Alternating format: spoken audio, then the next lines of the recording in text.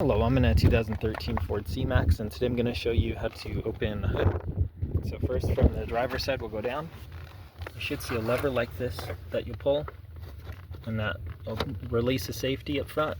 If there's no tension at all and it's not working, you might need to check behind this plastic, make sure all the cables are attached and tight. And then up front, now that it's released, most vehicles there's a lever towards the middle. Sometimes these Fords are off to the side. No, it's right there. So we're going to push and lift.